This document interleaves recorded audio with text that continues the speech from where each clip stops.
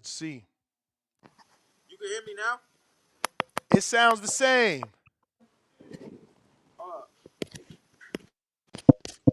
you can hear me now? Sounds the same. You get sounds the same. It still sound the same? Yeah. Yeah. Nah, that's wow. Hold up. Hold up. Still? Even right now? Now that's perfect. That's good? That's perfect. It sounds normal now. What's up? How are you, champ? I'm good. Well, first and foremost, congratulations on the big fight with George Kambosos, man. How you feeling about this new matchup? Former world champ, Um former unified world champ as well. who Kambosos, right? Wasn't he like undisputed or something? Dev, he Uh he had to get that last belt from Dev to be undisputed, but he had everything else. to be honest, I think it's a great fight. I think it's a great fight for my career. I've been saying over and over already that I couldn't get Teofimo. That's the fight everybody wanted to see. You feel me? Everybody wanted to see me fuck Teofimo Lopez up, but he had to handle his mandatory. So we had to get the guy another guy that fucked Teofimo Lopez up, which is George Kambosos. That's the guy that gave Teofimo Lopez his only loss. So if I could go out there and put on a dominant performance with George Kambosos, that would just show where I'm at in the sport of boxing. Absolutely. Now, how much does this fight mean to you? Because I believe you're going back home for this kind of for the first time as a main event, right? Yeah, that's my. I always promised the city. I always promised like myself that I would bring a belt back to the city. You feel me? Of New York. The last time New York seen a world champion was Saddam Ali, I believe. You know what I'm saying? And I think that New York been craving a world champion for so many years. So many guys, tried but never got to get to that point of their career. So I feel like to get the belt was one thing, but to bring it back home and defend it in a spectacular fashion is going to be something that's going to catapult my career to the next level. Absolutely. How much do you appreciate being able to go back home after winning the belt versus being on the road and having to defend it? I appreciate it. I appreciate Eddie Hearn, Matchroom, the people at Matchroom, um, because that shows that they want to make me into a star.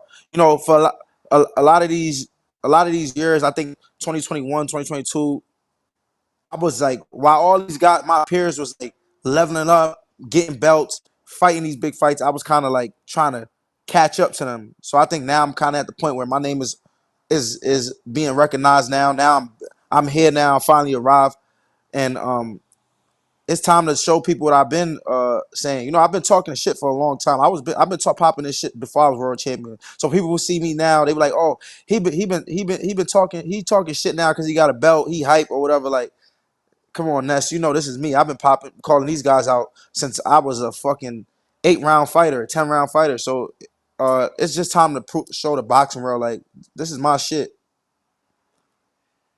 I was going in that direction, man, because I know you and Devin Haney have had a lot of back and forth throughout the years, but this is certainly one of his biggest wins. So is that in the back of your mind that, not only do you want to put your hands on this guy, but, make a better statement than maybe what Haney did? Is that a thought at all?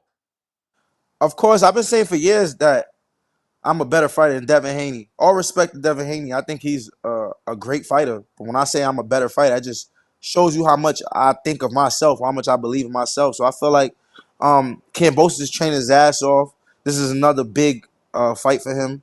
This is a big fight for me. And I'm looking to go out there and fuck Kambosos up, Hopefully, God willing, um, I'm able to put on the performance that I believe I will put on, and I just feel like these guys ain't on my level, and it's just not Kambosos. It's just period. I just feel like I'm one of the best fighters in the sport of boxing, and I've been saying it over and over and over again. People look at me, they try to like downplay me or say I'm not who I say I am, but I keep going out there, I keep winning, I keep proving myself, and I'm gonna continue to do that. How much did it bother you that when you did win this world title in Puerto Rico from Liam Pato, there was a judge that had the fight 6 points in the favor of Pato? Um, Has anything ever happened to him? Did your team try to, figure out what was going on with Nelson Vasquez? But I remember that scorecard was lopsided in the opposite direction. How'd you feel about that? And has anything come from that? Um, I feel like with the scorecard with Liam Parrow, it happens in boxing. You know, it happens in boxing a lot of times. You see it. I'm just hoping that I'm just happy that they didn't take my big moment away from me. You know what I'm saying? Like, uh, it doesn't happen to me in fights where, even on a Jennings Menace fight, both judges had it like a clean sweep, and one judge had winning majority of the fight. So it is what it is. Like, it just come with the sport. For sure, for sure. Well, Tone, I see you jumped on. Do you want to jump in before I go to the people? Because I got hella questions from the people. Oh shit! Now you can hear me. Oh, salute, Richardson Hitchens. I met you back in Phoenix when he fought on the David Benavidez card out here when he went ahead and whooped Lemieux's ass. I wanted to ask you, man, like, I want you to get credit for all your wins, bro. And I'm with the people. Y'all look like y'all discredit your opponents. Is Kambosos really a bum? Like, because you want the credit for beating Kambosos. Like, you downplay this nigga like he's like a prospect at a Circle K, nigga. Like, don't you want the credit? I feel like me when I say Richardson Hitchens is one of the best fighters in the world. It don't matter if I was fighting your favorite fighter or the guys that y'all in my weight class that y'all feel like would beat me or probably would give me a fight, a run for my money. I feel like I would say my energy would be the same. You seen with Parrow, he was a champion. I was in his face all the whole build up to a fight. You a bum. You're not on my level. And I'm gonna do this and do that to you. And I just feel like when I say that, I just really feel like these guys are not on my level. I've been saying I'm a special talent in the sport of boxing. I've been saying I'm gonna be here for a long time. Y'all gonna be having to do these interviews with me for a long time till I say I don't want to do it. And it is what it is. Like George Kambosos, he's an accomplished guy. Like I said, he's a guy that beat Teofimo, another 2-division champion. Teofimo Lopez is a boxing star. He's a great young talent. So when I say George Kambosos is a bum, he's just not on my level. He can beat somebody else, but he just can't. I don't believe he'll beat me. Okay. And in Puerto Rico, what, like, when you started out that fight against Paro kind of shaky, then your corner kind of like started like going at you. Explain that moment. Did a flip switch? Because it seemed like the corner like just switch. Nah, I flipped in the switch. I just trying to figure out like what he was doing. I told my corner I got him this round. Like, let me just get to him. And then once I got to him, it just started coming together. I knew the whole like. You watch me walking back to the corner in the fight. I'm like, I got him. Like, I won that round. Or like, I got him. Like, stay cool. I just felt like it was just a big fight. A world title fight. Our first world title fight. Everybody, it was so much like adrenaline. Everybody was kind of panicking. I just was like, I know I'm gonna get it done. Like, even if you come to the gym and watch my sparrings, like it'll be 1 or 2 rounds where the guy's not hitting me, but it looked like the guy is competing, and it just start coming together. So, nah. I wasn't shaky. It wasn't like nobody had to give me a pep talk. Like me and Powers in the arena alone. Like I feel like the fight would have went like that. Like I would give somebody the first 2 rounds if I know that at the end. If I know I got you. If I'm fighting you and I know I got you, I'll be like, all right. I'm gonna let him get away with that because I know once I pick it up, I'm gonna touch you whenever I want to touch you. For sure. Now, the most of Richardson Hitchens hate comes from the Sabriel Matias situation. That's most of the criticism. They said that you was ducking a man because of that IBF rehydration clause. Now you seen that Paro whoop this man pillar to post, post to pillar. Now you want to run the squabble with him. What's your response to that? When I won the IBF eliminator, Sabriel Matias was the champion. He had a fight coming up. He lost the fight. It's not like the IBF like called for him to fight his mandatory, which would have been me. And I was like, nah, I don't want to fight Matias. I just said, yo, if I'm the IBF eliminator, Matias was trying to fight, I think Teofimo. He had a big fight trying to.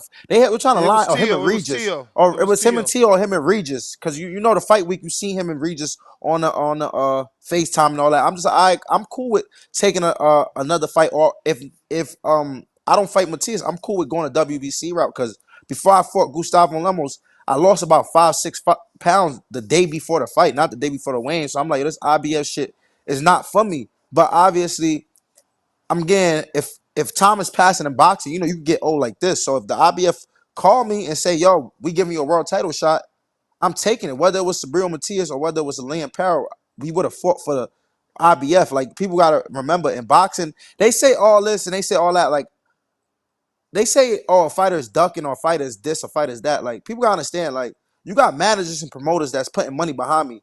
It's not but so many no's I could say till niggas is like, yo, get him out of here. Like, he's not trying to fight. Like, we got a world title. If I would have said no to Sabriel Matias fight and I'm telling my managers, no, I ain't trying to fight the champion, and these guys playing a champion in front of me, what makes you think that Eddie Hearn would want to keep fucking with me? Like, what's the point? What can I bring to the table? So I don't know why people keep saying I'm ducking Matias. This guy lost when me and him would have probably end up squabbling. Well, he's your mandatory now. We had him about 2 weeks ago. I'm sure you've seen he even spoke in English trying to send you messages. How much time do you have after the, because he made it clear, like, I believe you got until June, according to him, to do whatever you're going to do. After that, you have to fight him, he said, according to the IBF rules. It don't matter what it is. I beat the guy that beat him. He's a different style, a different that. Like I said, I'm not vacating shit. So we have Sabriel Matias fight. It is a fight where I could prove, where I could keep. I mean, I already beat the guy that beat him, but I guess it's a fight that it will shut people up. You know, to make people to show crickets and show that this guy is not on my level. But if I get a bigger fight, which is a plan also, that's in the there's also been rumors of you and Tio. Right. So if a unification bout is what I want, why would I want to fight the guy that I just beat, the guy that already beat him? It don't make no sense for my career. You know what I'm saying? I think that if I'm sitting here in December after a Teofimo win, that would make my stock way bigger than having to fight Sabriel Matias and still keep chasing a Teofimo fight. So we'll see what it is. So right now we're trying to obviously we know Matias is not mandatory, but obviously the fight that Turkey wants, the fight that, you know, Eddie and the guys want, is me and Teofimo next. That's a good unification. Do you feel disrespected that Turkey is making plans specifically with Tio fighting Boots after he allegedly beats you? Because you know that's Tio's 3-fight deal list. Arnold Barboza, Hitchens, and then obviously Ennis. And you know Ennis well, so what's your thoughts on Tio being that ballsy, starting at 35 and thinking he's ready for Boots? So you asked me what's my question to you is, do you feel disrespected because by Turkey or not by Turkey? I don't even want you to answer it that way. Not by Turkey, just in general, that they looking at you like just another fight, and Tio's supposed to go fight Boots next. I mean, in boxing, it is what it is. Like, Tio's a star. Tio's the guy that they want to build up. Tio can't fuck with me. That's like, he can't fuck with me. And in this next fight right here, like, this is going to be a fight that's going to wake everybody up. This fight with me and George Kambosos, this is a fight that's going to wake everybody up. So they can have all the plans they want. It is what it is. Like, I just became champion. Turkey didn't know nothing about me. So this is just time to just pull up and just be like, I can't feel disrespected. They had plans. My own promoter had plans of George Kambosos and Liam Parrow was supposed to fight. I mean, if Liam Parrow would have beat me, but you see what happened there. So it's boxing. Like, obviously in the business world, promoters and people and managers are always going to think the next step or 2 steps ahead to, you know, see to secure the money. So it is what it is. I am Tio, and as far as Teofimo feeling like he could beat Boots, he believe in himself. That's what it is. He's supposed to feel like that. Like, when he get in front of me, I'm gonna believe in myself. He gonna believe in himself, and the best man gonna win. And I feel like I'm the best man. Tone, you good? So I get to these. Oh, Devin Haney. You had said you had like violated Devin Haney like something crazy on Twitter, and then Devin was like, "Bro, I just seen you somewhere. You didn't say that." Like, what do you when Devin say you don't keep the same energy? What is he capping? Like, what is it? Bro, to me, this is all business, bro. It's boxing. Like, I don't like This shit, like I'm supposed to like when I'm supposed to see Devin Haney in person, punch him in his big ass nose, like for what? Like I seen him in a private party in New York, like he's sitting over there. I actually like I'm walking past and I hear him like I forgot like he said like he I guess he was like what's up or said yo I don't know maybe I was hearing wrong but I seen him. I kept pushing back because it's a party going on. Like ain't boxing right now. We not like what we about to agree to a fight right now. What we talking to each like me and Devin have seen each other like even years ago. He seen me in a spot in New York. He pulled up on me. He was like, "Yo, bro, like I felt the way by I think a girl was on Twitter. I mean, on Instagram Live saying that she seen me beat up Devin in sparring, and I was on a live and I didn't say nothing. So he was like, "Yo, bro, you could have said something. Like me and you was cool, but like I feel like the way he's saying is like keeping the same energy is like, bro, like I'm supposed to see you and just like what, like what like I'm trying to ask y'all. What when I see Devin Haney right now, I go outside, I'm in the park. Well, When am I supposed to go? I'm gonna be real, man. You know I'm way older than you, so y'all be saying not just you, but like y'all be saying shit to each other that we expecting y'all to follow. Like, I would never call somebody a pussy, a bitch, suck my dick. Y'all go ham, and then y'all see each other like it ain't shit. I don't say no. I don't. I never told a Yeah. fighter. I never told a fighter to suck my dick. I'll say you a bitch or whatever. But I mean, still, it's disrespectful. That's disrespectful. It is. But suck my dick. Where I'm from New York. You tell niggas suck my dick like that's Bruh. automatic. Like fighting. I never like Devin never told me suck his dick, or I never told Devin suck my dick. Like it's still like he more so Crazy. more shit. I remember Devin saying towards me was more like shit like oh like you ain't win a belt yet like or like or like regular shit like money shit or you ain't got as much money as me or you broke or regular shit like that. But as far as like I'm telling him suck my dick or all that extra shit like we ain't never get into it in that type of like form or nothing. Well, So if I see him, it is what it is. Like, I'm glad because I'm definitely not a dude that want to see any fighter, not just you. Obviously, I know you, but I don't want to see any of y'all fighting in the street when that's a bag. What is like y'all I even like doing it in the like I street said for? like I said, fuck Devin Haney. If he want to fight, tell him I'm at 140. I got the belt now. He was telling me I need a belt. I'm at 140 now. Tell that nigga come see me. That's it. How much longer you think you staying I there? Because you know he's going to 47. This is a He catch not weight, he's and he can still make 40. The nigga ain't ready to go 147 yet. Catch weight. Why you just didn't fight at 147? What's 144? Come on, bro. He's not ready why, to go to why 47 yet. ain't he ready? Richardson, why ain't he ready? Why ain't he ready? So why he didn't fight at 147? Why is he fighting at 144? Is that a weight class? no. So why he's not ready? Obviously, but if me right now, if I'm right now saying right now I want to fight at 143, 144, that means I'm not ready to go to 147. I'm not comfortable with fighting at 147. I'm pretty sure Jose Ramirez would have signed on dotted line at 147. I'm pretty sure like it was not like something that Jose Ramirez didn't want to do. I'm pretty sure Devin Yeah. probably was the one that's like, yo, we could fight at a catch weight. Yeah, I agree because obviously Ramirez has been at 40 longer, so he would have loved to be able to get that whole 7 pounds. I feel like the situation is probably Devin probably took a year off. He probably like, yo, why? Like, it's not for a belt. Like, let's make it easier on both of us. But I don't think Devin is ready to go to 147 yet. Now, you know the second fight with Ryan on his contract is at 47 in October if he can win the Jose Ramirez fight.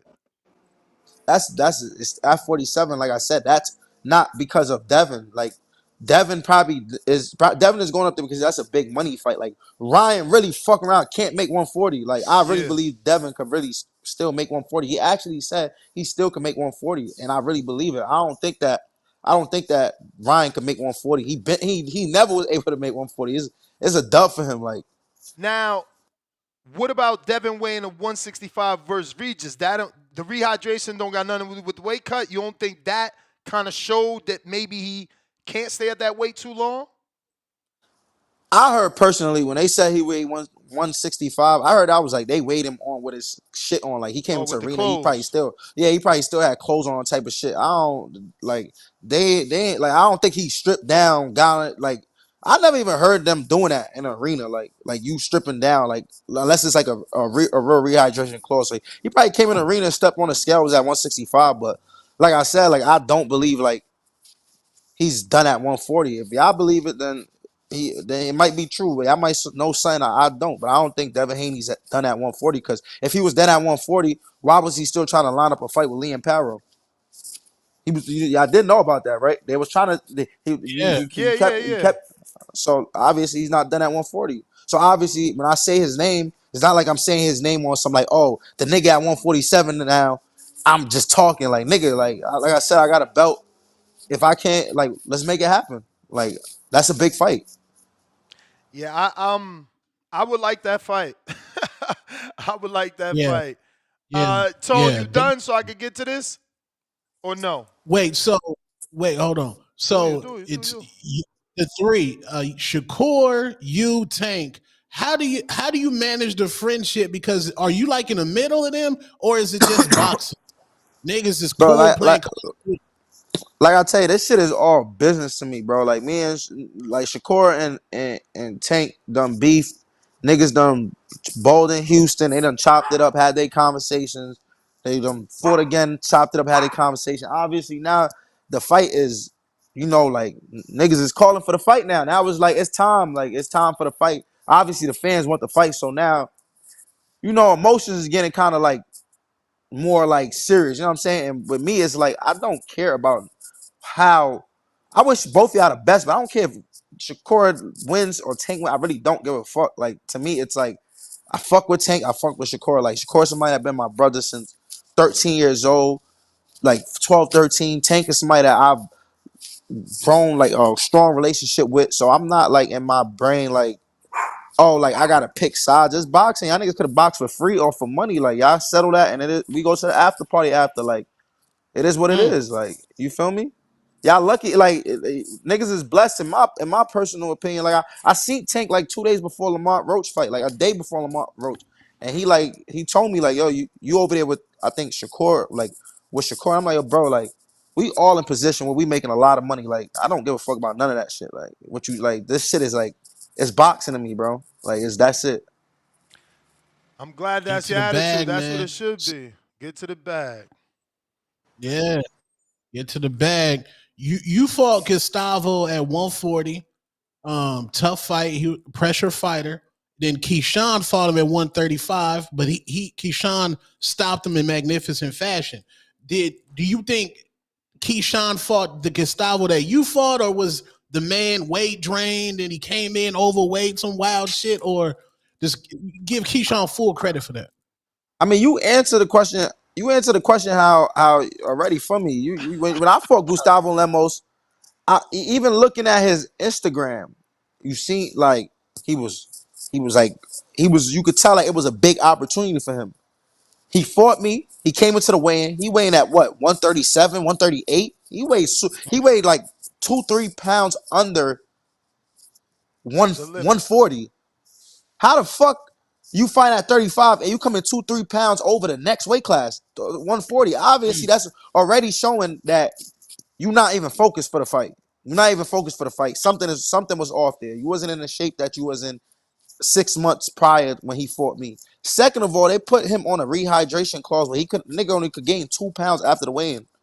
He only was able to gain 2-3 pounds. Like I never even heard that in boxing. Like you can only gain 2-3 pounds like after a weigh-in. Well, Obviously, that's once because he was Keyshawn, already. That's because he was already overweight, right? yeah, he was overweight at 135, but obviously he's a 40 pounder. They brought him back down to 135. Gustavo Lemos, you look at Gustavo Lemos box rec, he didn't fight at 135 in years, like years. Like he haven't fought at 135 in like So you mad ain't long. Like giving Keyshawn no credit for that. I just feel like he wasn't like who he was. I know how. I tell you why I don't give Keyshawn full credit for that, because I don't give Gustavo Lemos credit for the performance he put on against me, because I know how I felt when I had to lose 5-6 pounds when I was drained going into the ring, and that told me I don't give a fuck if motherfuckers take out 100,000 out my check. I'm not ever coming into the ring depleted again. And I felt like he wasn't the full him. So that's just I'm what Do it you done. is. know?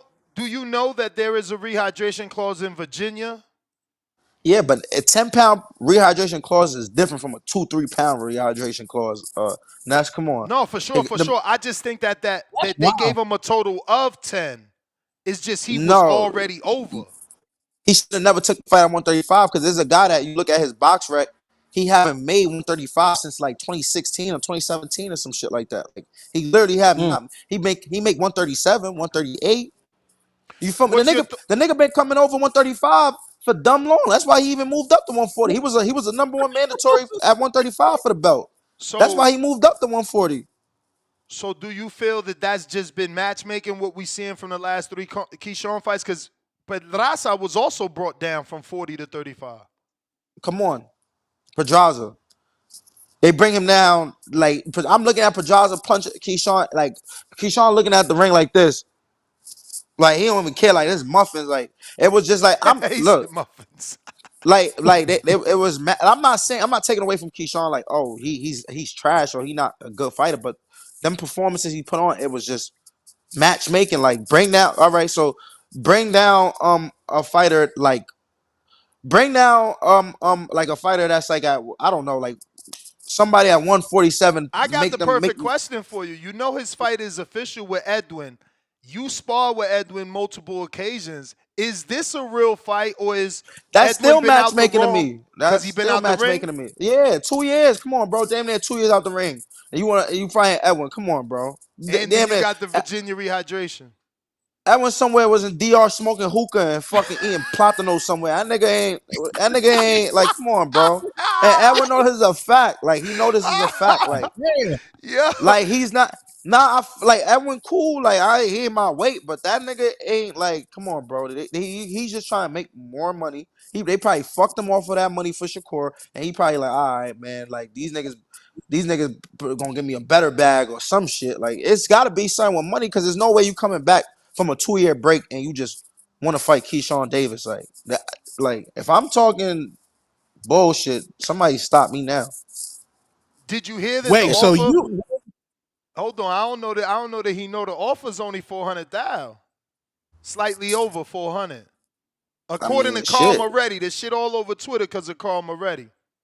So that's probably how he probably made that Shakur bag, and he probably don't want to go. His lifestyle is he a $400,000 type of nigga now. He probably don't want to come back and make 50,000 for a fight, 100,000. He probably like fuck it, I'll take the fight. It be like that. I don't think that. I just feel like I was matchmaking. Like I don't.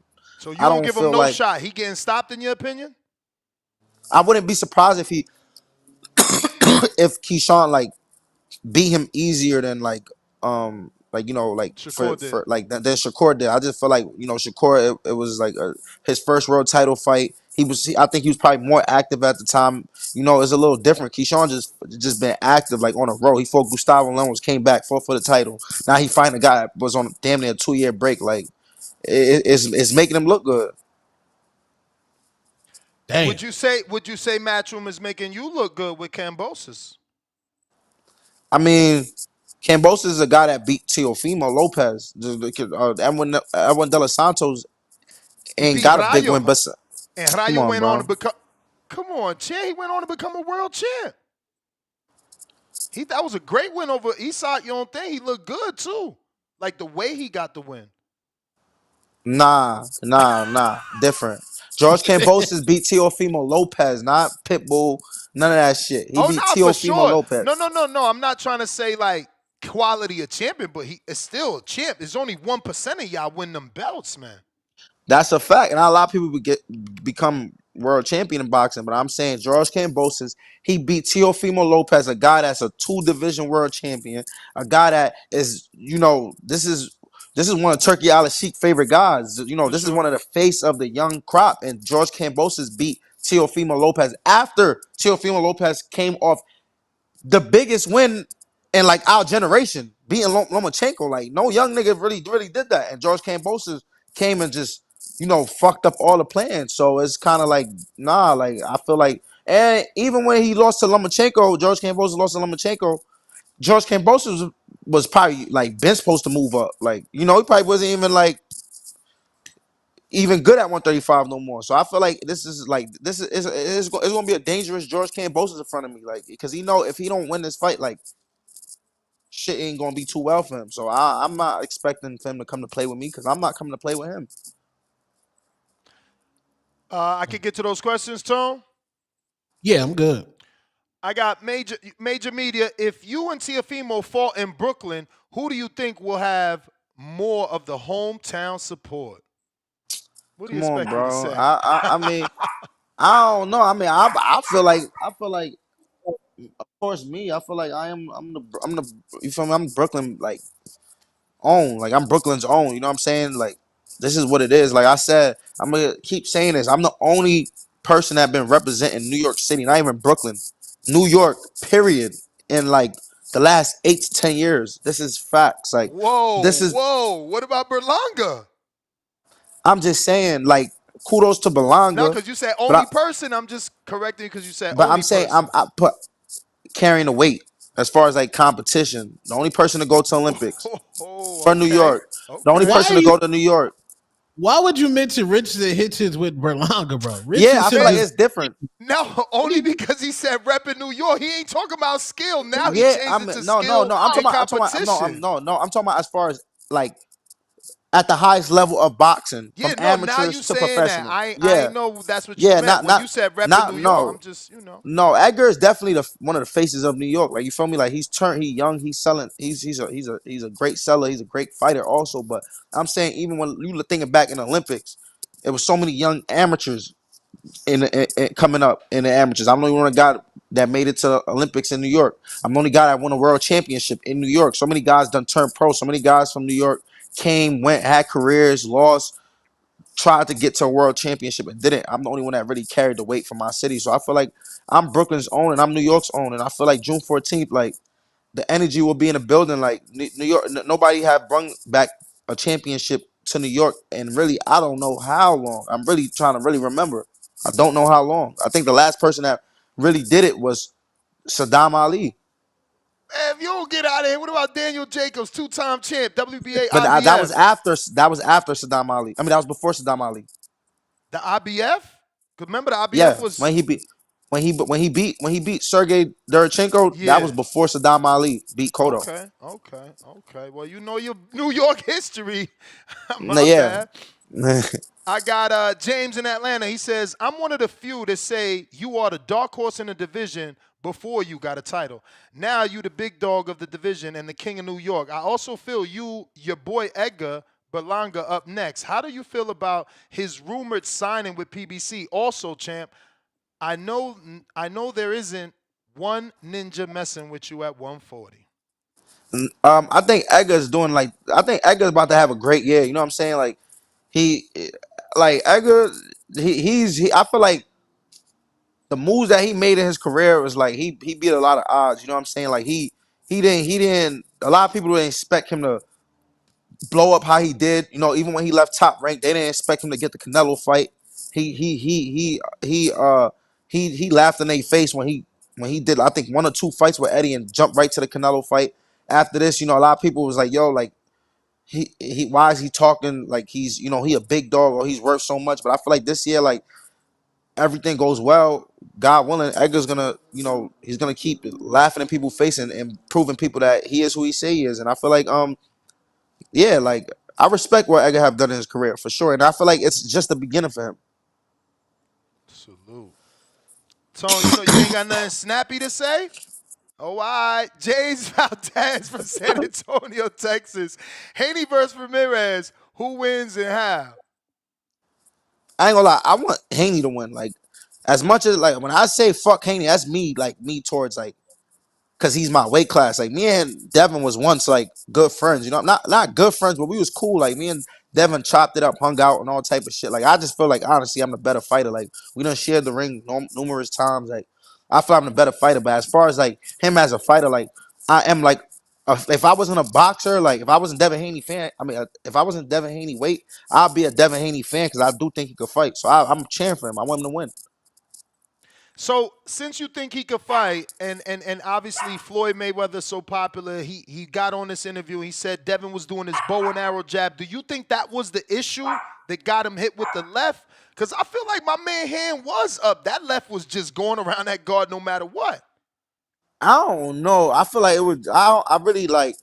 I feel like yeah, like when he did get caught with like that jab with the bow and arrow or arrow jab, that was more of a timing like timing on Ryan and like a technical flaw on Devin. But I feel like Devin just Devin just did like he didn't like he made the wrong strategic moves in the ring to like not take away the left, and I don't know, maybe he couldn't catch the timing on the left, like on the left hook or something. But I know in the rematch, if it does happen, like he gonna need to look out for that. And I feel like with Ramirez, like I know they looking for the same look as far as like Ramirez having a left hook and just like Ryan do, but I just feel like Ryan's shit a little different. His shit a little like I don't know, like the way he was hitting Devin with that hook, I don't know. That was wild. Like, so I don't know. Devin gonna have to look out for it. And I feel like 147, it might be dangerous. But I do think if they fight again, like I could see Devin beating him. Do you think that changed the perception of Ryan for fighters too? Because it wasn't just like it was only Devin thinking he was like not a real fighter, but like there was other fighters on a high level. Like for instance, Shakur. I mean, he was willing to go to 47 for Ryan before this fight, before everybody seen what happened. Do y'all think the boxing world and even fighters were sleeping on Ryan? No, I feel like Devin been getting punched in his shit with dumb shit. You look at the Joseph Diaz fight. Joseph Diaz was rocking his shit. Like he just didn't have no piff. Like he was a small guy. Like he was really like catching Devin with a left hand. Like boom, right in Devin's shit. Like I feel like Devin been Linares. showing Linares. I mean, it was a right hand that fucked Devin up. Was it a hook? Did he get a hook with a hook too? But Yeah, it like was the Devin hook. been It getting, was the hook. but Devin been getting like lumped up in fights, a few fights. It just wasn't people that like only person that with power that fucked him up and he had to get himself back together was Linares. But if you think about it, Lomachenko was punching him up and down his shit. Fucking Jojo Diaz started catching him with some good shit. Like it's just that when he fought somebody that was young, athletic, speed, power, like he couldn't get away with the same shit he was getting away with. So he just got to go. He just probably in the gym now trying to correct it. You feel me? I got Rod in LA. Would you fight Gary Antoine Russell for a unification fight? I'll fight any 140 champion for a unification fight. That's what I want next. I want to unify. But obviously, Teofimo fight is a fight that I know that's like it's the most lucrative and it's the most lucrative, the easiest to make, and it's the fight that's gonna like catapult my name to the next level. You know what I'm saying? Like Gary fucking around to be a better fighter than Teofimo, but I don't think I would get as much credit fighting Gary and beating Gary than fighting Teo and beating Teo. You feel me? What did you think of Gary's performance with Rayo, and did you expect it to go that way before it happened? Yes, I totally expected to go that way. I expected Gary to stop him. I didn't know Ryo had a chin like that. I feel like Ryo is like around. I feel like Ryo's around our age and shit. You feel me? But like when you really think about like the young fighters, like you would have seen Ryo in national tournaments and shit like that. Like all the guys that's like have a name right now. We all know each other. Jermaine Ortiz, Gary, Boots, Shakur, like the list go on and on. Edgar, like all of us seen each other in tournaments, like around. Like Ryo never was like nowhere, so no, his name wasn't never buzzing. So he kind of just got on the scene. So I look at Ryo like kind of like somebody that's learning on the job. You know what I'm saying? Like he's still kind of green. Gary's like a polished fighter. Like so, it's like I don't think that Ryo had the boxing experience to deal with Gary Russell, and that amateur experience plays a big key. If people know boxing, you know that shit plays a huge key in professional rings. I got Tip Bellis that says, why are you praising fighting George Kambosos, who arguably lost his last 4 fights and previously to moving up was knocked out by Lomachenko? I mean, just now they said I was downplaying him, right? So now I'm praising him. It's crazy. Like I said, he's a bum to me, but George Kambosos is a guy like when it's all said and done, when it's all said and done, when it's all said and done and I beat George Kambosos and you go back 30, 40 years from now, you're gonna look in the books. He's a former, a unified world champion. This Yeah. is towards my legacy. So it's like, why would I not want to fight a George Kambosos? It don't make no sense. This guy's a former unified world champion. This is another world champion that I would have competed and beat. I already beat 2 or 3 world champions. So Mr. Lee, And this is it's a barometer test. It's a barometer fight. It's a right. barometer So fight. I think Like it makes sense. Mr. Leon, what businesses are you invested in or out of boxing? If not, what businesses are you interested in getting into? I mean, right now there's a lot of as far as business, boxing is like definitely something that I that all my time and energy going with. But I've been looking at real estate, been investing in real estate, starting my real estate portfolio. But as far as businesses, I'm not really looking into like fully put my energy into a business unless I could be in the business hands on and know what's going on with my business. So I'm looking to be an investor in a business with somebody that I can trust or know that I wouldn't do no funny shit. But yeah, right now my main business is boxing right now. As a boxer, excuse me, Mr. Benny Hinn, as a boxer with a perfect jab, what do people get wrong when it comes to the proper technique? I don't know. I'm just God gifted with my skills, my abilities, and I think my jab is just more my timing and my speed. Like this is like things that a trainer or I can't teach somebody. This is just instinctual shit that just like I see it and I take it. Tyler from Florida, why not just get Matisse out the way, champ? I feel like you outbox him easy. He's one dimensional. I mean, like I said, George Kambosos was the fight that Eddie wanted, the fight that I've never said no to any fight. I've never said no. I don't want to fight. No fighter. I never said, oh, I don't want to take this fight. This fight never came to me. And it was like, oh, whoever my manager say, yo, this is the fight we got on the table. It makes sense. Take it. Let's do it. So, like I said before, Paro, they had Pedraza on the table. I said, why Pedraza? They says in Puerto Rico, he's Puerto Rican. It will make sense. He came a week later. We got something better. Paro, fuck it, give me him. It really don't matter if it was for a world title or not. It don't matter. Like if they would have said Matias, nah, I probably would never fought Matias in Puerto Rico. I'm lying, but y'all get my point. Ali and Dago, what up, Richardson? How far up in weight do you see yourself going? I ain't gonna lie, when I be looking at 47 pounders, I be like, damn, they big as shit. Like, I don't know. But wait, but I mean, wait, but wait. Didn't you fight Boots at 40? no, I fought full boots at 138. I I mean, think. shit, In the that's 40. amateurs though, that was the amateurs. No, I hear you, but if he was a 40 pounder, I mean, and he's only seven, I mean, it's obvious y'all got the same frame, kinda. You obviously Nah, smaller right now, but like, if he could, because I spoke to his dad, and his dad said he was a 40 pounder, and they built him into a welterweight.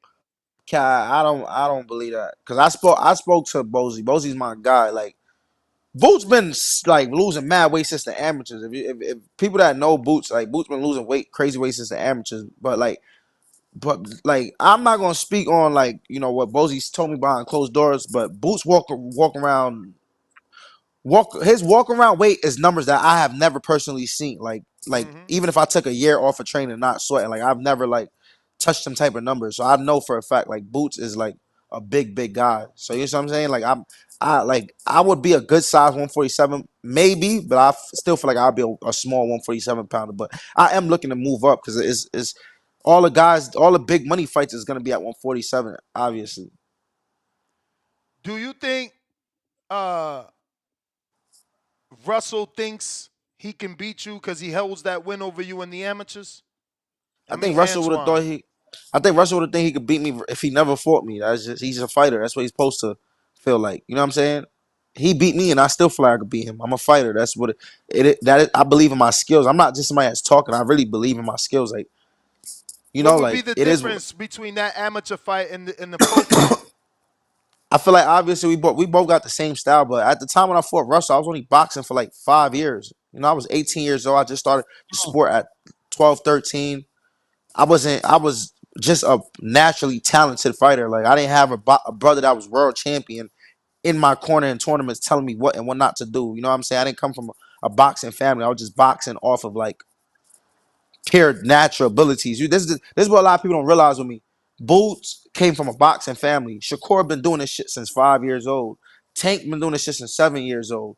Gary been doing this shit since a baby. Come from a boxing family. I've done this shit since 13 years old with it just off pure talent, and I'm world champion at the same time as these guys. That just shows how special I am as a fighter. So I feel like at the time when I fought Gary, I was still learning the sport, learning myself as a fighter. I still didn't believe in myself as a fighter. I didn't even know if I could take a punch. I remember the first time I seen Gary knock somebody out. I'm like, nah, fuck no. He not about to do that to me. Like, the fuck? Like, now it's different. Like, I know myself as a man. Like, I know, like, I done been punched by big punches. Like, I could see somebody, I could see somebody knock somebody out right in front of me. And I'm like, okay, like, do that to me now. Because I know what I got inside of me. You know what I'm saying? Like, boxing is more than just talent and technique and all that. It's more mental. You know what I'm saying? Like, it's more knowing yourself as a fighter, knowing how much you could take and how much you could give. So I just feel at that time I didn't really know myself as a fighter. Where does that come from? Because I judge fighters off if they went through adversity, and you went through adversity through in the Gustavo fight. You was in trouble, and you went through it. I seen you on the road in Phoenix, Arizona. You had the Floyd Mayweather situation. You went to Puerto Rico. Went to Orlando. Where does that come? Like your resolve? Like people don't give you enough respect for your resolve. Where does that come from? I think that with boxing, just not with me, it's experience. When it's like, for instance, every boxer notice. Every boxer like fear is getting tired. Every fighter. That's why you see a lot of fighters will fight. They will not throw a lot of punches because they don't want to get tired because they don't know themselves as a fighter. You know, they're still learning themselves. So I think that with boxing, you just be around a sport so long with whether it's things that you see or it's things that you've been through on your own, and you like, oh, like, damn, I can take a punch. Or I am a fighter that could throw a lot of punches around, and I don't get tired. You start learning your body. You start knowing, like, okay, like, oh, I never sparred 15 rounds straight, but I can do that. Oh, okay, so I know I could go rounds. Like, you start learning yourself more and more as a fighter. So I feel like it just come from experience or watching, like, other guys. Like, you might watch a guy and be like, okay, this is how he beat that guy. Like, they made this guy look like he was unbeatable, but this is what this guy did. Okay, like, now I know what to do and what not to do. So I feel like you just learn yourself as a fighter, and you just learn from watching and picking up from other people. So I just like when Nesto asked me that question with me and Gary, I just feel like when Gary fought me, he was he was more around the sport more than me. Like, I had a lot of catching up to do, but I just felt like I was competing off of just natural talent. Like, I was just really just a God gifted guy that just knew that I could fight. And now it's like it's not no more. It's not knowing like, oh, I believe I can fight. I know I can fight. Like, this is a fact. Like, when I talk my shit, like, it's no, like, I know I could fight. Like, I know for a fact I'm a fighter. Like, is no cap behind me. I don't feel like I'm one of the champions that was given a belt. Like, I really had to earn this shit. Like, I really had to go, like, get this shit out the mud. Like, and that's just what it is. Champ, if I ask you something that you've already answered, is just so that the person that reeled it down knows we're giving him his credit. So, Dre Day, salute. Congratulations on the win. How come before the Matias fight, the 10-pound rehydration clause was an issue, but after you won the championship belt, it hasn't been mentioned since? I feel like you kind of already touched on that. I don't know if you want to add anything. Um, to answer your question again, I behind closed doors before I fought for the IBF. I don't want to do this. This is again another reason why I keep saying I want to unify after this fight because I don't want to have to deal with the IBF. Obviously, only reason I'm saying I'm not vacating shit is because one, business wise, I don't know where my money would go. You feel me? Like, I'm not gonna. I don't know if I drop this belt, where would this go? I'm in it. I'm a prize fighter at the end of the day. You know what I'm saying? Second of all, the another reason I don't want people to be like, oh shit, Matias is fucking mandatory. This motherfucker's trying to move up now. He's trying to give up this belt. No, like, it's we staying like we staying right here. This is what it is. Like, you feel me? Like, obviously I wouldn't want to fight Matias in Vegas or some shit where I gotta fight at 6 o'clock and I just did the second day rehydration at 9 o'clock in the morning. But I mean, we're gonna try to play. We're gonna try to make it the fight where I can be at my best. You know what I'm saying? So um, it's just a lot of things that play with the IBF. It's just a lot of things that play with with the IBF rule. I don't feel comfortable with it. And another thing is, like, Boots been fighting the IBF for what, a year now, a year and a half now. We never heard Boots complain about the IBF till recent. Now he's saying we now hearing Boots and is saying, oh, the IBF rule was something that was holding back. So just because I stopped talking about it, that don't mean I'm not behind closed doors telling my manager, like, yo, I don't want to do this shit. Like, how long do I gotta keep this belt for? So I just feel like people just want to create a narrative where they keep saying, "Oh, I don't want to fight. I don't want to fight Matias." Talk about how I beat the guy that beat Matias. Let's talk about that narrative. Let's talk about the guy how I beat the guy that beat the guy that beat Matias easy. I beat that guy easy. Let's talk, but nobody want to talk about that. So it is what it is. I bet you that guy's a Puerto Rican. What the fuck? Because there's a lot of Puerto Ricans that it'll be a lot of I Puerto think Rican he might fans be just I think he might be Mexican. He got like a Canelo avatar. well to Matias training in fucking Mexico, so they fuck with him down there.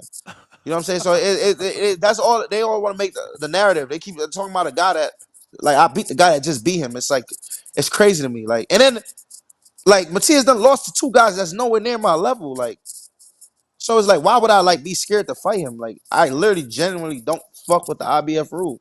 Yes, I don't, and I'm the IBF champion. I got Wayne Fitness, yo champ, big up yourself. What's your favorite Tyler Perry movie? What? You know where this that, question coming from. that This was a I don't debate, yo. know. This was a talk on the show, champ. I said, don't no grown ass man watch Tyler Perry. That's some woman shit.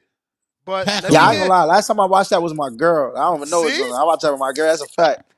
Yeah. I'm trying to tell y'all, who the fuck watched Tyler Perry movies? Like, did we all see Big Mama? Yeah, but like after that, who the fuck watched a Tyler Perry movie? Yeah, that's a fact. I ain't watched that shit. I watched that shit like a few months ago, but I was with my girl. Richardson, yesterday a nigga called into this show. He Oh been man, dating you're this not girl. about to talk about Tim. Hold on. Oh man. He been dating this girl for 8 years. He been cheating on her 5 out of the 8 years. She tell him she needs space. No. What You're is that? messing up the story. Everything up until the cheating part. So the only thing is, he got caught. She went through his laptop, his iPhone connected to the laptop. She read everything. So he been texting a girl that he already got caught cheating with. So she like, I need space. What that Oh mean, yeah, bro? that means she about to go get hers back. She about to look for something better. I'll be scared. She say that. Tone ain't shit bringing this Nah, up, their man. relationship's probably been toxic though before that. So that's probably was like the last straw. Oh man. Word. Told That's you. crazy. Now, what advice would you give him? Because he called in here like, nah, I'm getting my shorty back. I bet anybody 10 grand. I've been putting it in. I'm writing letters. I'm buying flowers. Shit, I'm about to go Netflix and chill with her right now. Put the Jordans on. So he think he getting her back.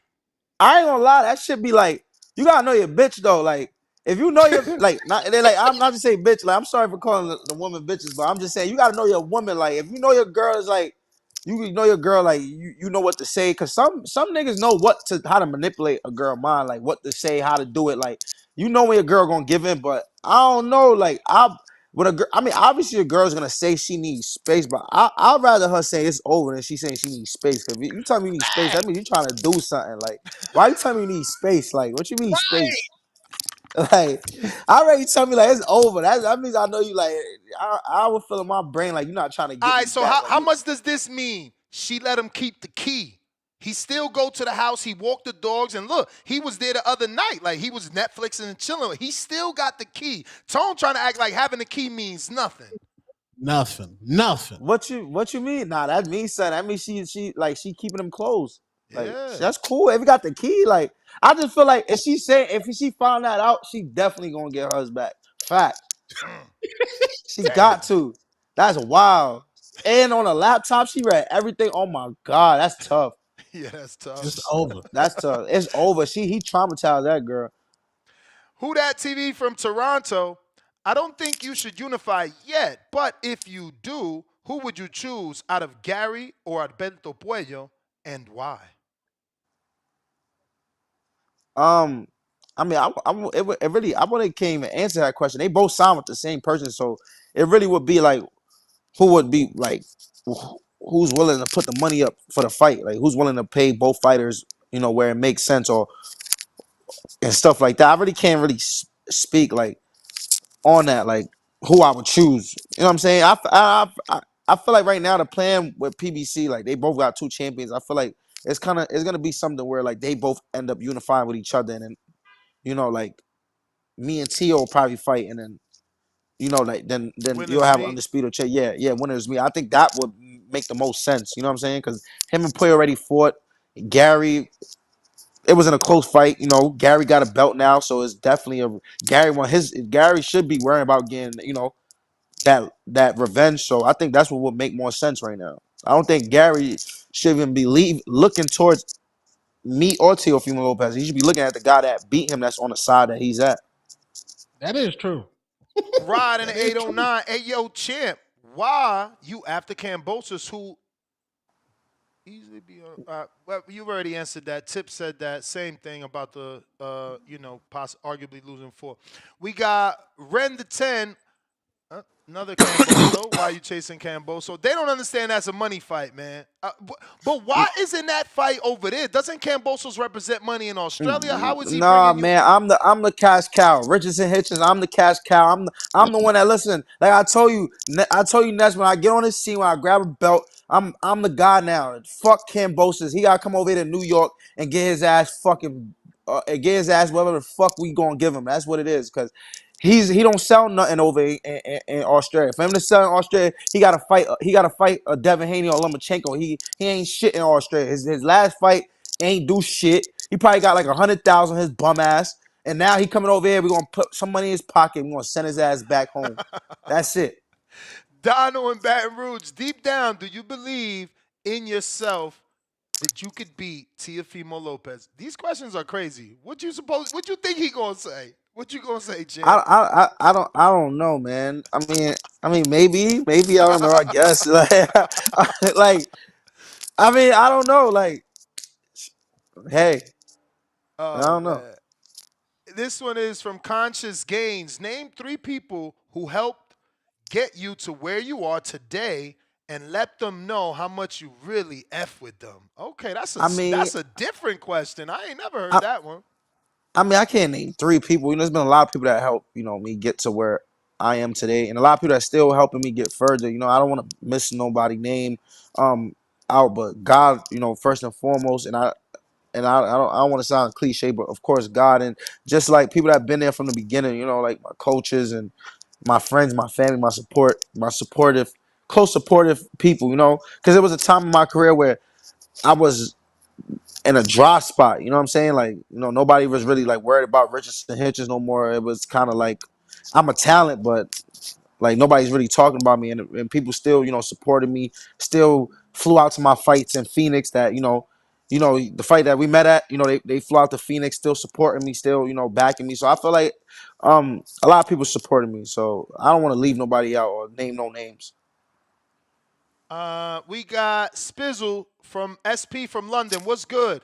What makes you a special fighter in the ring, and what kind of legacy do you want to leave in this sport? I think what makes me a special fighter in the ring is that I'm from Brooklyn, bro. I'm from Hilltop, Brooklyn. Like, so it's like you got like us Brooklyn boys. We swim a little different in the ocean. You know what I'm saying? Like, and it's like as far as skill set, I'm one of the most skilled fighters in the sport of boxing. Like, that's just what it is that makes me special. I feel like when every time I came into a boxing gym from like growing up as a young fighter, I always stood out. No matter what was the talent in the gym, people always told me I was gonna be world champion before I believed it. People always seen it like, yo, he's special. Like, first time Terrence Crawford, I was talking mad shit in the ringside nationals to Terrence Crawford, telling him I'm this, I'm that, I'm like that, nigga. He came to ring 8, whatever, ring 4, about 15, whatever bout I was fighting. He watched me after the fight. He was like, nah, you is like that. So it So always true. been a thing where like people always, even to this day, like I will fight and my peers like Shakur or like even like first time I sparred Tank, I would tell Tank like, bro, I'm like that. And we boxed in Baltimore. And he was like, nah, bro, you ready to be a world champion right now. Like, it always been something with me where people will always tell me like I'm a great fighter, so I just feel like I'm special, and I know, and this is the part where I tell y'all like you go through so much where you start knowing yourself as a fighter. So when I be popping my shit, I just feel like I know I'm like who I say I am. I could get, God forbid, like fucked up tomorrow. I'm still believe I am who I say I am because I feel like I already proved it to myself. You know what I'm saying? When you make it to the championship and you win it, get into the championship the way I did, being a 29-0 Argentine fighter, to coming back and beating the guy that beat the boogeyman, the guy that's 25-0 undefeated. Like, you got to know how to fight to do these things in the sport of boxing. You know what I'm saying? Absolutely. Absolutely. Huang out of Houston, which venue have you fought in that felt the most exciting and or intimidating? Oh, that's a good one. I like that question. Nah, I ain't gonna lie. That New York energy different. That New York energy when you fight him, I don't know when you. I don't know. Barclays definitely is one, but like MSG, like I just feel like fighting New York is a difference. Like fighting it's like one thing to fight at home, but I feel like when you fight in New York though, it's like a difference. Like any fighter would tell you that. Like any fighter would tell you, fighting in New York City, Barclays, MSG is just a different energy. So I feel like it ain't intimidating, but it's definitely a certain type of pressure. Like a lot of fighters come to New York and bad stuff happens to them. Like you seen what happened to Tio in New York. Like you seen what happened to Devin in New York. Like you AJ. see it. AJ lost You to see, yeah, Ruiz. yeah. Shit gets spooky, son. And it's sun in that rain. I don't know, You like gotta sun in cut that that water. tone. Yeah. Yo, That's Tone's favorite word. nah, for real, Spooky. it get crazy. It get crazy. A lot of every time fighters fight in New York, something happens. Like fighters, a fight end up going a certain type of way. I don't know what it is about New York. Like it Damn, really yo, like. Devin Ryan. That's That's why I New just York. told you. I'm trying to tell you. Something Tank about Road. fighting in New York. Tank Tank Roach was Road. in New York. I'm trying to Yeah. tell you, it's something about New York. Like something go crazy. It's like New That's York is like wild. weird. Yo, did you think Lamont? I mean, don't be nice. I know you know Lamont, but like, did you know it was gonna look like that? Like, he looked like he got Tank number, bruh. Hell no, I ain't know it was gonna look like. I told you I seen Tank 2 days before the fight. I'm like, you got this, bro. Do your thing. I don't know, What bro. you I don't think know it what. is? You think because I Nah, ain't no Lamont, fighter, Lamont but it nice just though. feel like Lamont nice. Lamont. It just feel like Lamont don't care about the power. Nah, Lamont He in the nice. pocket with him. Nah, Lamont nice. And this is like when I go back, like if y'all really listen, like when people like looking back at this interview, I keep telling y'all like that amateur experience play a big key. Like, and I told people like leading up to the fight, I told people I think Tank gonna beat him, but I told people like Lamont is the first guy that Tank really fought that. Besides Ryan Garcia, that boxed at a high level, like majority of their boxing career, meaning like Lamont boxed at a competitive level when he was 8, 9 years old, 15, 16 years old as a professional. Like Barrios and them guys are still kind of green. Like they still kind of learned. Like they probably, you could tell came in the gym at a certain age. Like it's very few fighters that really been doing this shit at a high level since a kid. So I feel like Lamont is like, he really like, him and Tank is familiar with each other. They've been boxing each other since 7, 8, 9, 10 years old. So it's like, I don't think like he didn't really like Tank talent didn't catch Lamont by surprise. Like Lamont knew like what it was. Like Lamont probably grew up in the gym boxing AB, Rasheed Warren, Easter, Tank, like that type of crop of talent. So, like he's used to seeing what Tank brought to the table. He was kind of like used to it. And Tank is a lot smaller than Lamont. So like that also played a factor in the fight too. Like Lamont is probably a dude that they be saying walking around 65 and shit like that. So he's a big guy. You know what I'm saying? Damn, 65. Yeah. Damn. I got Quest in VA. He says, who do you think wins Devin versus Shakur at 140? I mean, I'm gonna ride with my dog Shakur for sure. I think it'll be a good fight though. Like, I just feel like Shakur is like special, so I think Shakur beat him. I got Dre Bogus in San Diego. What is your favorite post-fight meal? Um, Favorite post fight meal, chopped cheese, man. From New York City, I get me a good chopped cheese, some spicy Dorito chips, which is fire. That's my favorite post fight meal. Word. Mad Bet 100. Have anybody told you you look like Steve Cunningham? I don't see it. Nah, I don't I see don't it. see it. Hell no. I know Steve well. I don't see it. Nah, I Y'all don't don't even see got the it. same body type. Nah. I got Miles in DC. What exercises do you do for conditioning? To be honest, just a lot of boxing. I box in the gym. A lot of rounds in the gym. Just putting in that roll work. Roll work. I feel like roll work is a lost art in boxing. And that's really what it is. Shout out to my guy Scooter. My strength conditioning coach, he helps me get in peak shape. Majority of my fights. So that's why a lot of times I hold my camp in New York because he's based out in New York. So it kind of be hard to get him to come away to camp with me. So he's kind of like the guy that helps me get in peak condition. So yeah, that's really what I do for conditioning. I got Chad out of Canada. What strategy against Lemos and what adjustments did you have to make during that fight? To be honest, with Lemos, it was more mental for me. Like it was more mental. Like with Lemos, it was more like I felt fatigued. Like from the first 2 rounds, like I was like real fatigued. Like and like him going to my body didn't make it feel no better. Like it was like I ain't gonna lie, I felt like super weak that fight. So it really was like more mental. Like and you know what's the worst part about a fight like that? When you in a fight like that and you know it's a competitive fight and they tell you you need this, it's the last round. They say you need this round and you know you tired as fuck. Oh my God. That's the worst. Like, that shit was like more mental for me. Like, cause it's like, fuck, like I know I'm weak and I know like this fight is like competitive, but like, it's like I still got to dig it through. But I don't think like, as far as like technical adjustments, when I was boxing and moving with him, I could tell he wasn't respecting it. So when I started staying in the pocket and going to his body and trying to push him back, I could tell like I started bringing the bitch out of him. So I feel like that's really what it was. But I feel like that fight, if I really was at 100%, I didn't have to lose 5-6 pounds a day before the fight. I think it would have been a whole different like Richardson. I think I would have like performed a lot better. But I got it done. Bang Bang Boogie, Africa Salute. Again, you answered this. We just reading it because, again, Africa Salute, it's understood the IBF allows a champion to have a fight before any mandatories. If and when you win your next fight, will you honor the mandatory? And what are your thoughts on the fight with Matias, being as he's one-dimensional instead? Thanks, good luck, peace, and hair grease. So, yeah, man, you've answered that I'm 3 times, champ.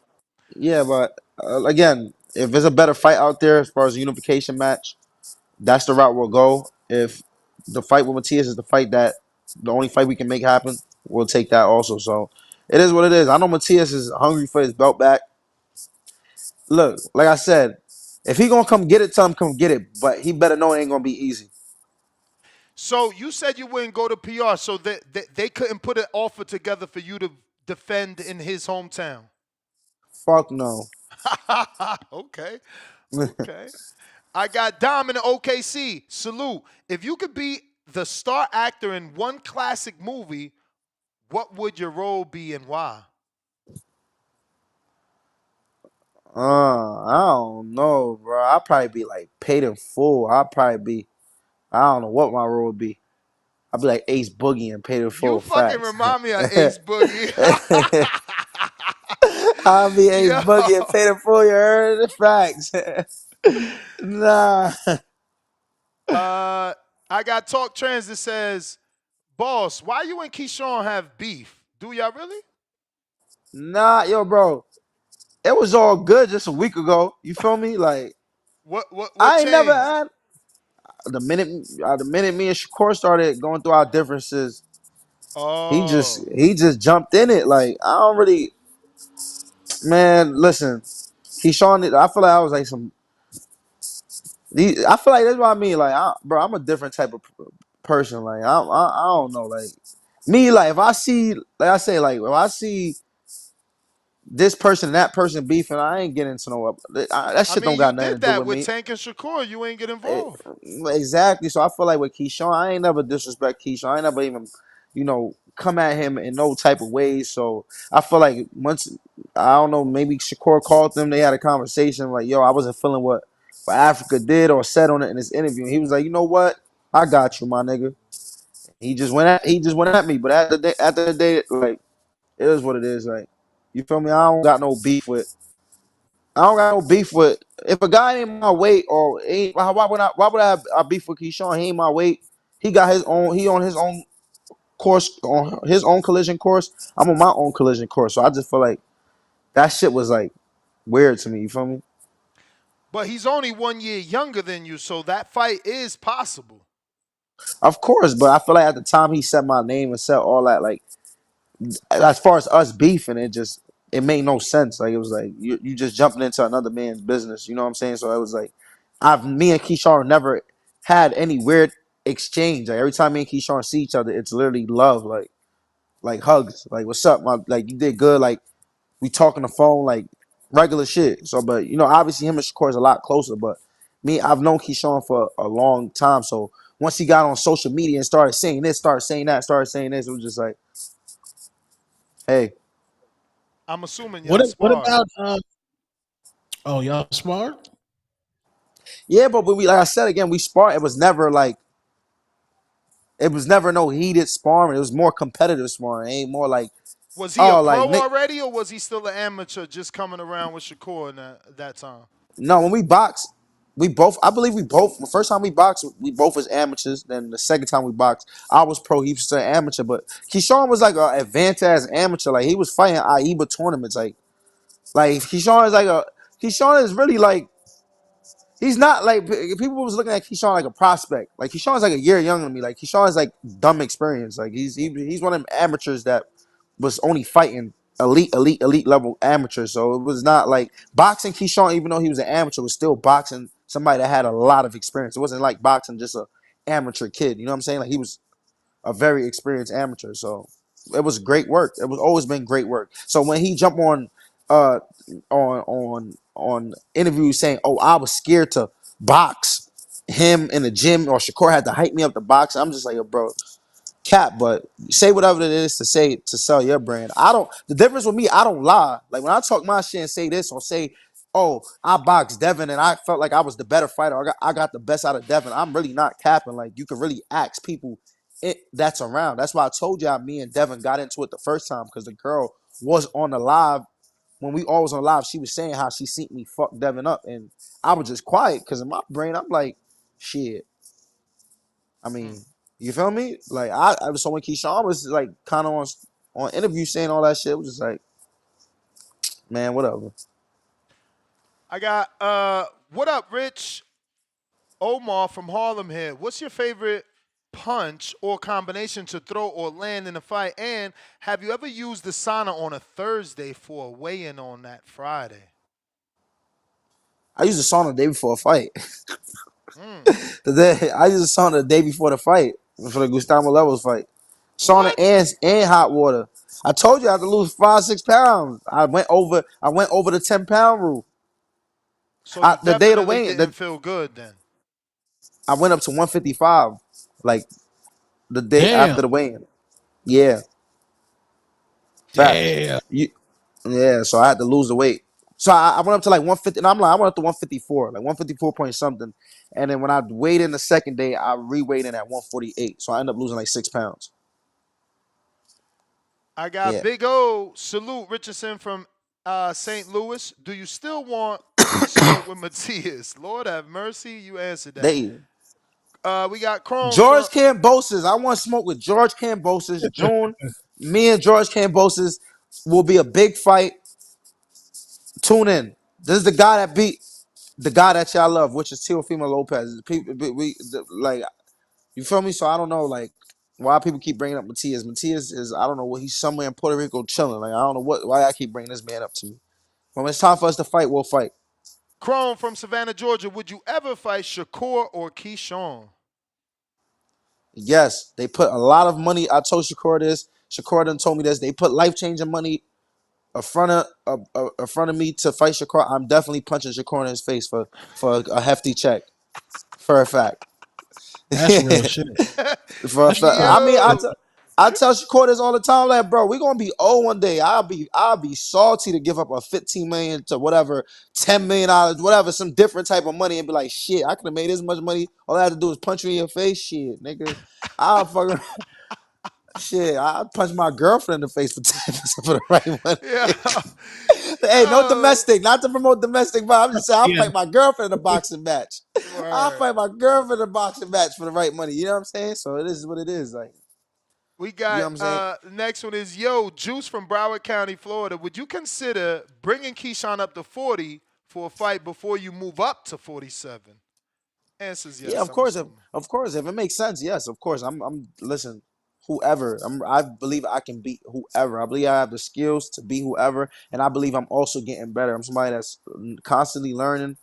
So yes, I believe that whatever challenge comes my way, I'll be ready for it. Same thing. Rocky from Florida. What were your thoughts on Keyshawn's performance against Limons? And do you feel Davis can be a future opponent? You've answered both. Sony says, "What's up, champ? Sony Woods from Cincinnati here. It's fighters like you that makes boxing's future bright. My friend and the host of the Boxing Voice has the unspeakable thought that the Wu-Tang Clan is not worthy of the Rock and Roll Hall of Fame. Do you agree?" This guy is crazy. Do you rock with the Wu, champ? Next, Exactly. Exactly. Exactly. I don't know why these dudes be talking about Wu Tang, man. They out of control. Next one is from Adrian in Central Florida. How do you think Shakur versus Cepeda plays out? Do you see Shakur having a tough time in that fight? I mean, Shakur is talented and special. So Shakur can make any fight easy, but easy can make a lot of fights easy. Not any fights easy. He can make a lot of fights easy, especially the guy like Zepeda. That's tailor made for him. Like the high guard. Like I didn't see Shakur like clown on dudes like that. But I ain't gonna lie. I really want to see how that guy's gonna throw all them hundreds of punches with Shakur, because Shakur is. I don't know. He's gonna be. I mean, stylistically, if Shakur's in shape, Zepeda's gonna have it's gonna be a hard night for him because he's not a big puncher, and all he's doing is throwing 5, 6, 7, 8, 9 punches. So I just feel like once Shakur neutralizes that, it ain't no neutralizing it, to be honest. But Shakur is gonna be it's gonna be a fun fight to see. But I think Shakur will show out. You think he like I'm looking at Cepeda and his team like they taking it serious. This will be his sixth Southpaw fight in a row, bro. That's like unheard of. I can't find a fighter that fought 6 Southpaws in a row. Yeah, like I said, him being Shakur is like being a generational talent. So I mean, we'll see. But I don't think that I don't know. I feel like a lot. I've just seen Shakur in the ring with a lot of different guys from a kid. Shakur makes extraordinary fighters look ordinary. And I'm telling y'all this. This is not just like for me to hype him up. I don't work for the Shakur Stevenson brand. This nigga makes a lot of y'all favorite fighters look ordinary. So they call him boring. Call him, but it's not easy hitting him. Not not Speaking not of to Shakur, Go ahead, Tom. speaking of Shakur, what's your thoughts on Floyd Schofield Jr.? Do you think he faked his death? Nah, I ain't gonna lie. At first, I did thought that. I ain't gonna lie. I thought he was fronting at first. I'm like, this nigga's cap. But after that, when I see the other nigga get sick, Dubois. Dubois, I'm like, nah, you can't even say that because if they ain't saying that to Dubois, how we gonna say it to a Schofield? Thank you. But I ain't gonna lie, him and his father be like wilding though. So it'd be hard to not like come at them if anything like that happens. Like you feel me? So The way you talked about Edgar and all you guys being on a high level in the amateurs, can you say that about Schofield? I know he's younger than you, so you wouldn't be bumping with him in tournaments, but did you hear that he was like on that level or nah? how old is he? 22. Nah, he's way younger than me. Way young. I didn't really hear about him. Yeah, So like I I only when got I 3 more questions left, but it's really 2 because once again you've answered this one from Ruin of 504 New Orleans. He says, "What was the thinking behind going after George Kambosos' fight?" But you've answered that 7 different ways. Toledo Tree says, "What is the hardest thing to cut from your diet during training camp, and what's your thoughts on bare knuckle boxing?" hardest thing to cut from my diet during training camp is sex. Shit. It's the only Damn, like thing. So how That how should how be. soon do you cut it out? Because training camp could be 8 to 12 weeks. For George Kambosos, I probably stop like the morning of the fight. damn. George got to call in, man. Yeah, if I had the morning of the fight or something, yeah. But if it was any other fight, maybe like 3 weeks, 4 weeks. And the last one is Octo that says, "Yo, champ, what's your favorite music artist? And give us one good movie we should watch." My favorite music artist. My favorite artist of all time is Drake and probably Future. But I'm for upcoming artists. I like OTR Chaz. He's from Baltimore. I probably see Tank post a lot of his music. He's young and talented. And my favorite movie to watch that a lot of people, I don't really watch that a lot of movies like that. I'm not gonna lie. My girl be picking the movies, so I ain't really like a. I, I don't I know. gotta go to this one only because he from the area. He said, "Peace, champ. I never knew you was from Jersey City, IVS." He said, "Peace, champ. IVS from Jersey City, New Jersey. Have you ever shot dice with AB?" I'm sure you Yeah, did. yeah, I'm yeah, sure you hell yeah. Nah, did. I ain't gonna lie. My son AB, the first time when I was thinking around AB a lot, he wanna some money playing dice. He threw me a couple racks. This is my guy. Feel me? Shout out to AB. That's what's Yeah. up. That was the last one, champ, man. I appreciate it. Thank you for coming on, man. And the minute the fight is officially announced, we'd love to get you back on. Nah, facts. So look for announcements sometime this week. Maybe this weekend. So Okay. hopefully, I get back on soon, man. And and hopefully, they stop asking this question about that Matias guy, man. We find George Kambosos, and after that, you know, All y'all can right. ask me whatever y'all want to ask me. All right, y'all. Thank you for Appreciate you. having me. You already Appreciate y'all. know. Peace. There you have it, Yes, ladies sir. and gentlemen. IBF